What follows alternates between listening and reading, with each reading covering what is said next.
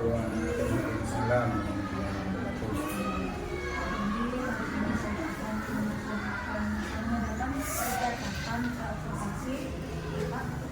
Sebelum mengamati jalannya proses pembelajaran yang dilakukan oleh Pak Fendi di kelas, atau sebelum saya melakukan supervisi terhadap Bapak, saya akan melakukan percakapan praktik ini. Ada tujuan dari supervisi ini adalah untuk mengetahui dan evaluasi proses pembelajaran yang Bapak lakukan itu. Mengapa kita melakukan observasi ini ya? Itu adalah sebagai persiapan awal sebelum nanti Bapak melakukan pembelajaran agar siap dan percaya diri sehingga memberikan pembelajaran yang terbaik bagi mereka. Ada beberapa pertanyaan Pak yang akan saya sampaikan kepada Pak Fendi. Yang pertama adalah apa tujuan yang ingin Bapak capai? Tujuan yang ingin saya capai adalah peserta didik dapat melakukan penjumlahan bilangan cacat sama 100. Jadi pada pembelajaran ini Pak Fendi matematika ya Pak? Ya. Melakukan penjumlahan bilangan cacat Sampai 100. Kemudian Pak Fendi, bagaimana area pengembangan yang ingin Bapak capai atau ingin dilakukan observasi? Untuk peserta didik memahami konsep penjumlahan dan melakukan penjumlahan bilangan cacat sampai 100. Jadi Pak Fendi ini area pengembangan yang akan dicapai nanti dan diobservasi adalah peserta didik dapat memahami konsep penjumlahan supaya dilakukan penjumlahan bilangan cacat. Kemudian bagaimana rancangan yang ingin Bapak lakukan di kelas, itu seperti strategi pembelajarannya atau pembelajaran ataupun model pembelajaran. Saya membuat RPP dan menggunakan strategi pembelajaran berdiferensiasi. Jadi dari kegiatan nanti Pak Fendi akan sudah mengikat RPP-nya ya Pak ya? Ya, sudah. Dan kegiatan pembelajarannya berdiferensiasi. Ya, berdiferensiasi. Bagaimana dengan media pembelajaran yang ingin digunakan di kelas?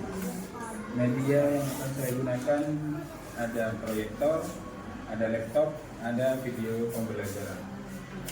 Jadi Pak Fendi sudah menerapkan teknologi gitu ya dalam belajarnya. Ada video pembelajaran, ada proyektor. Kira-kira kapan Bapak akan melakukan kegiatan pembelajaran? Insya Allah sesuai jadwal yaitu tanggal 22 Agustus 2024. Baik, nanti saya akan datang ke kelas Pak Fendi untuk melakukan kegiatan observasi ya Pak ya. Saya akan melihat dan juga mencatat hal apa saja yang terjadi di kelas. Nanti setelah kegiatan observasi nanti akan ada lagi kegiatan yang terakhir Pak. Nanti ada pasca observasi. Saya akan melakukan wawancara lagi dengan Pak Fendi nanti setelah observasi. Terima kasih Pak Fendi. Waalaikumsalam. Waalaikumsalam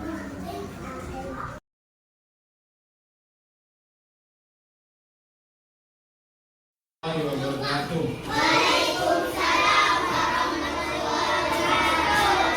Selamat pagi anak-anak. Pagi. Selamat pagi. Pagi. Ya, sebelum kita mulai belajar kita berdoa terlebih dahulu. Ayo, kepada pemimpin berdoa. Assalamualaikum warahmatullahi wabarakatuh.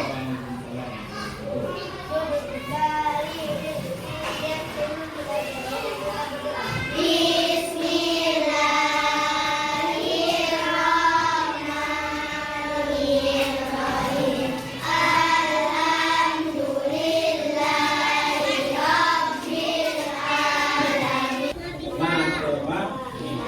Yaitu tentang bab 1 masih tentang penjumlahan bilangan cacat. Apakah ada yang tidak masuk hari ini? Ada. Ada siapa? Tria. Tria. Kenapa Tria? pria itu lagi sakit. Baik, kita doakan semoga teman kalian cepat sembuh kembali dan masuk ke sekolah kembali. Ya. Seperti halnya kemarin ada teman kita belajar tentang penjumlahan bilangan kata. Penjumlahan bilangan kata sampai 100. Pak anak membandingkan dengan 6 titik 58. Apa tandanya? Lebih dari, artinya 86 lebih besar dari 58. Ya, itu pelajaran yang kemarin. Nah, dan benar. Jadi nantinya di akhir pembelajaran kalian diharap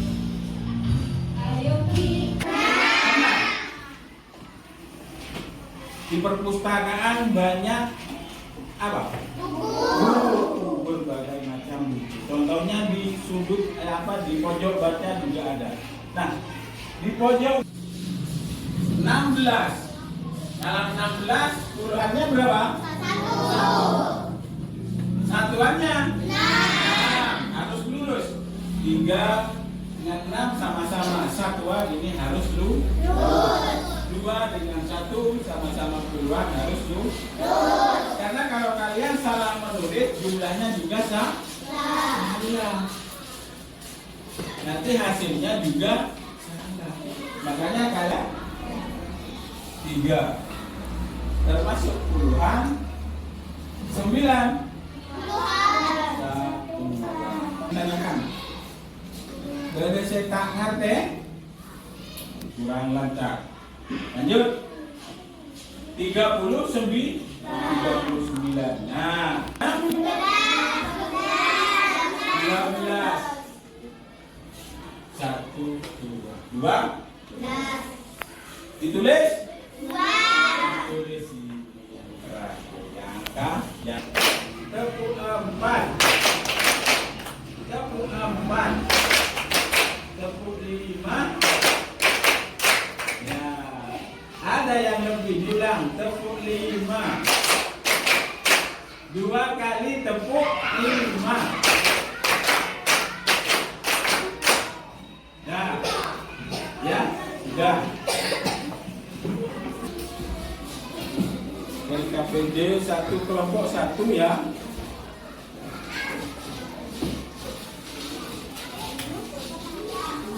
Kelompok 2, kelompok 3, kelompok 4, kelompok 5. Ini khusus Gibran. Ya, sudah. Benar. Ya. Ayo yang lain kerjakan.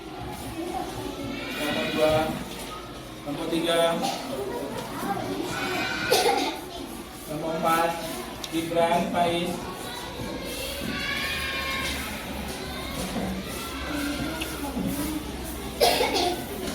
Ya, kelompok 5.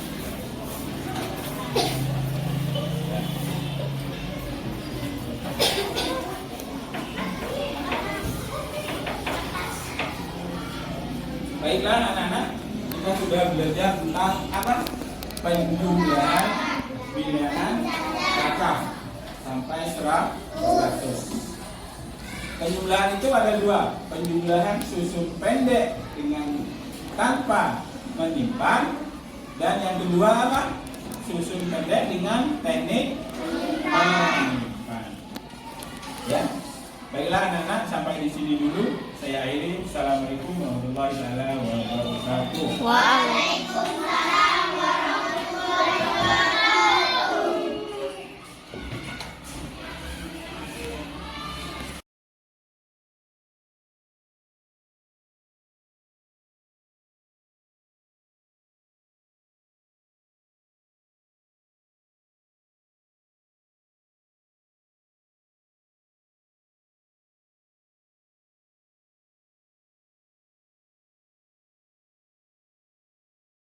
Perkenalkan, saya Yuli Anandari, calon guru penggerak angkatan 10 Kabupaten Sumeneb, dengan fasilitator Bapak Samsul Arifin dan pengajar praktik Ibu Yulianti, saya di kelas 312A. Pada kesempatan kali ini saya akan melaksanakan pasca observasi dengan rekan sejawat. Ini ada Bapak Fendi dari Guru SD Negeri Laut 1. Beliau mengajar di kelas 3B. Baiklah, pada praktek kali ini pelaksanaan pasca observasi Bapak Fendi. Assalamualaikum Pak Fendi. Waalaikumsalam. Bagaimana kabarnya Pak Fendi? Alhamdulillah baik. Alhamdulillah Pak. Baik Bapak, pada kesempatan hari ini kita akan melaksanakan dialog atau percakapan pasca observasi, di mana dalam percakapan pasca observasi ini saya akan memberikan beberapa pertanyaan kepada Bapak Fendi terkait dengan observasi di kelas yang telah Bapak Fendi lakukan. Untuk pertanyaan pertama nih Pak Fendi ya, bagaimana perasaan Pak Fendi terkait dengan jalannya observasi yang telah dilakukan Bapak di kelas ini? Ya, meskipun ini bukan yang pertama, masih ada perasaan tegang, Bu. Tapi alhamdulillah berjalan dengan lancar. Alhamdulillah ya Pak ya. Alhamdulillah. Kemudian bisa Bapak ceritakan nih kembali area pengembangan yang telah Bapak lakukan di kelas, serta langkah-langkah atau tahapan pembelajaran yang sudah Bapak lakukan kemarin. Area pengembangan itu siswa dapat memahami penjumlahan bilangan cacah sampai dengan 100. Sedangkan langkah-langkahnya yaitu ada kegiatan awal, ada kegiatan inti, dan kegiatan evaluasi. Semua sudah saya lakukan. Nanti sesuai dengan yang di modul ya Pak ya, ada langkah Iya. kegiatan intinya, Iya. ada evaluasinya ya Pak ya. Evaluasi. Itu sudah dilakukan ya Pak. Sudah. Terus menurut Pak Fendi, apakah area pengembangan yang sudah Bapak lakukan itu, yang sudah dikembangkan, apakah sudah berhasil Pak? Menurut saya sudah, Bu. Meskipun ada kendala sedikit yang mungkin semua guru mengalami, yaitu masih ada beberapa siswa yang kurang aktif dalam pembelajaran. Betul Pak. Dalam hal ini saya juga mengalami ya Pak ya, waktu Iya. waktu mengajar di kelas banyak siswa yang kurang aktif gitu ya Pak ya. Dan masalah seperti itu memang lazim dialami oleh guru lain ya Pak. Juga kemudian apa yang dilakukan Pak Fendi untuk mengatasi masalah tersebut di kegiatan pembelajaran berikutnya? Untuk mengatasi masalah itu, Bu, dalam pembagian kelompok. Dalam pembagian kelompok itu saya berpedoman pada gaya belajar anak. Ya. Ada yang visual, auditori, dan apa yang terakhir? Kinestetik ya Pak. Kinestetik, ya kinestetik. Ya. Supaya anak merasa nyaman. Ya, betul. Nanti berikutnya Pak Fendi itu akan mengembangkan sesuai dengan gaya belajarnya ya Pak ya. Iya, Belajarnya. iya. Baik, berarti itu adalah rencana Bapak untuk kegiatan pembelajaran di kedepannya ya, yaitu dengan memperhatikan gaya belajarnya ya, sebagai pedoman dalam pembagian kelompok siswa sehingga mereka lebih nyaman ya Pak ya. Lebih nyaman. Kapan Bapak akan melaksanakan perubahan atau perbaikan yang akan Bapak sampaikan, yang seperti yang Bapak sampaikan tadi itu, Pak, sesuai dengan gaya belajarnya kapan itu? Secepatnya, karena itu menyangkut kepentingan murid juga. Jadi pembelajaran sesuai dengan kepentingan murid ya Pak? Iya. Baik Pak Fendi, semoga perubahan dan perbaikan yang Bapak sampaikan tadi yang direncanakan dapat segera mungkin dapat terlaksana dan masalah yang Bapak alami tadi di kelas dapat teratasi dengan baik. Amin. Ya. Terima kasih Pak Fendi. Sama-sama.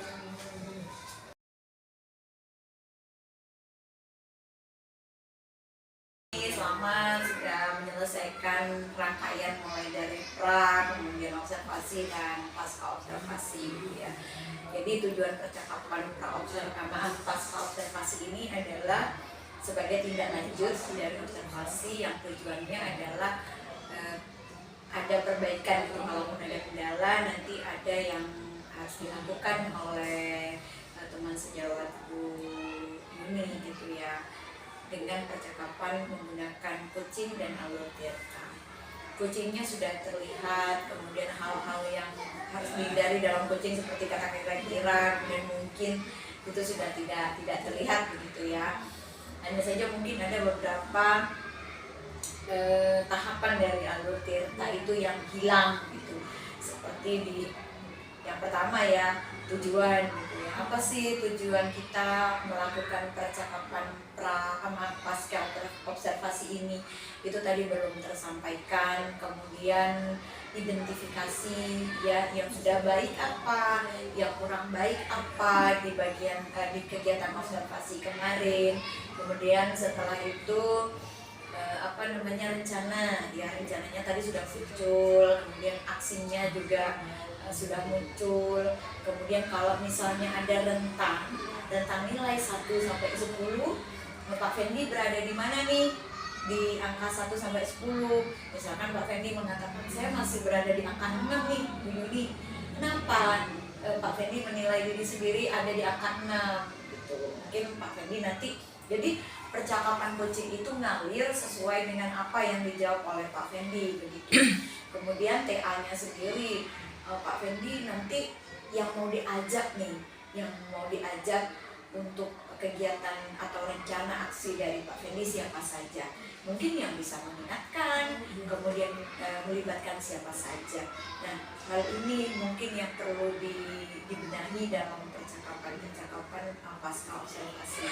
Tetapi sejauh ini sudah bagus. Artinya si coach sudah menemukan sendiri solusi yang diungkapkan sendiri begitu, karena memang tujuan percakapan coaching seperti itu. Tapi sejauh ini sudah bagus, hanya tinggal latihan karena kita bisa ketika kita membiasakan diri untuk melakukan itu. Mudah-mudahan pasca observasi ini bermanfaat untuk ini, terutama juga untuk Pak Effendi, sehingga bisa ada perbaikan di pertemuan-pertemuan berikutnya. Terima kasih Pak Effendi, terima kasih Bu Yuni. Assalamualaikum warahmatullahi wabarakatuh.